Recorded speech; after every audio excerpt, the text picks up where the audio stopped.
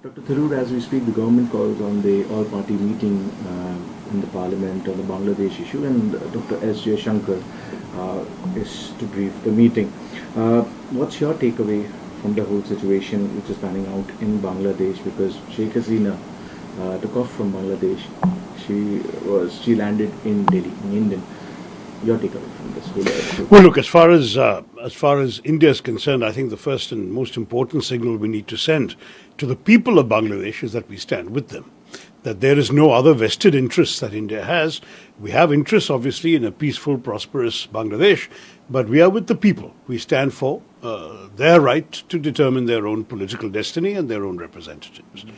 Having said that, we obviously have to be very much on alert. There are some disturbing reports coming, as you know, of attacks on Hindu homes, temples, and individuals.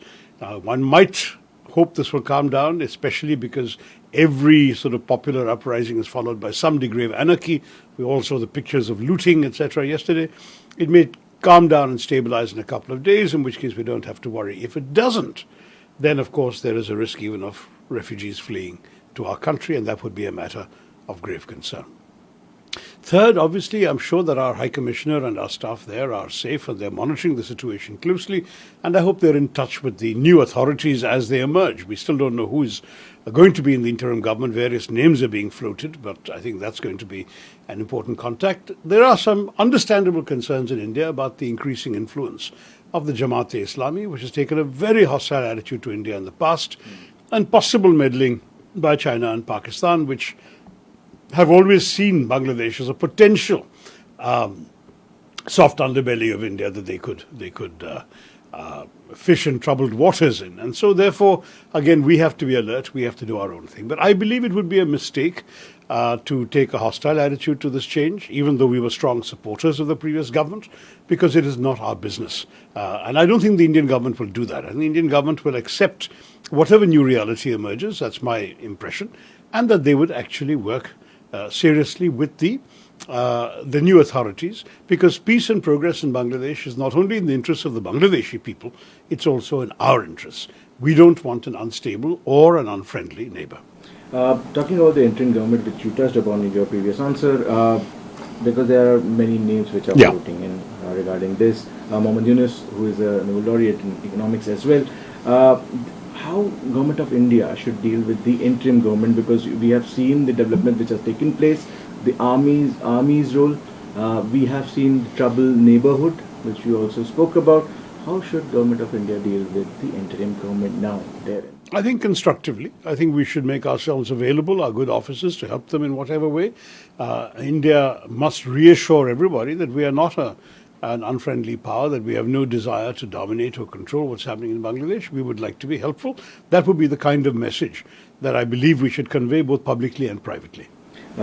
Sheikh Hasina's son also came on record and he said that Sheikh Hasina will not return to politics because she held that office for last 15 years. Do we see the end of Sheikh Hasina era? Because Khalida Zia yesterday was being announced that she has been released as well. How do you look at the dynamics right now? It's unfolding. No, I think it's very clearly the end of the Sheikh Hasina era, no doubt about that. She's also 76 years old, and I don't think she's going to sit in exile plotting a comeback. I think that would be unwise. And we've seen an unfolding drama in the last half a century between the forces associated with the liberation movement, Sheikh Mujibur Rahman and now his daughter, for a lengthy period of time, and on the other side of the fence, people associated more with the military and to some degree with the more Islamist forces within Bangladesh. Don't forget, Bangladesh used to be East Pakistan.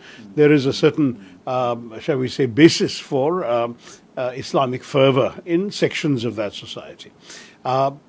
India has, I believe, engaged fairly constructively with every government, even the governments that were not overtly friendly to us. And I think we'll have to continue doing exactly the same thing. As far as the Sheikh Hasina era is over, I do believe it presided over very important economic growth and progress, but it's not clear that the benefits of that economic growth reach the bottom of the pyramid. And that's why the people who are on the streets protesting don't feel they have much to lose. I'm told that 40% of the population of Bangladesh between 15 and 24 are neither in education nor employed, and that's a damning statistic. So for these people, they welcome a change because they were not doing very well under the previous system, even though the macroeconomic indicators were very good. This is an important lesson for all countries, including us in India. We have to make sure that whatever growth figures the government talks about, that the benefits are reaching the ordinary people of this country. And that's the same logic that perhaps in Bangladesh has failed. Last up would be, of course, the BNP party now comes into the fourth picture, and so Tariq Rahman is the acting chairperson of the BNP since Khaleda Zia was not present. He congratulated the students and protesters for all over the country, and the Secretary General also announced that the party's acting chairman will be returning to the country very soon.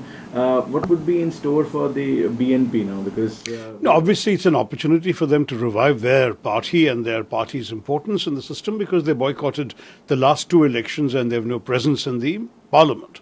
So for this reason, it's important for them. But let's not forget that there was a broad-based popular uprising, and various sections of political opinion would have been represented amongst the protesters.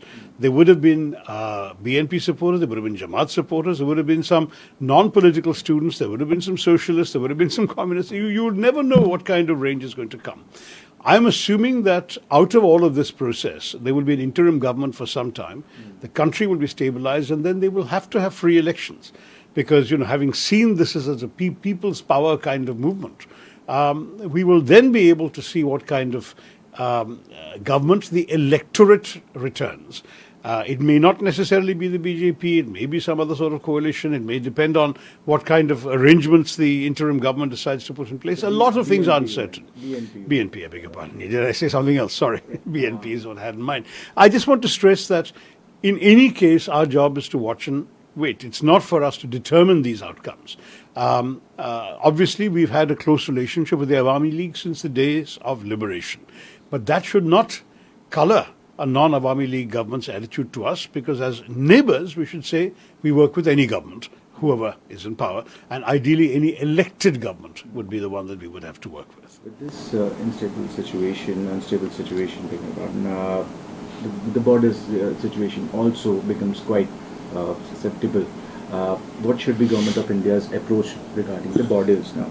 No, we obviously will have to be vigilant on the borders. I'm sure that our soldiers and the Border Security Force are on high alert. First of all, because, as I say, disturbances can always spill over. Second, because of the risk of migration or refugee flows from people feeling unsafe in that country.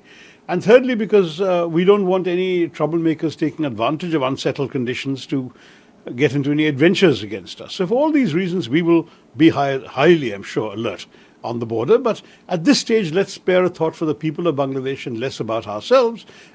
We have to do our job, and we have no reason to doubt that the government is capable of doing that, whereas the people of Bangladesh still have to settle down after this surprising set of developments yesterday.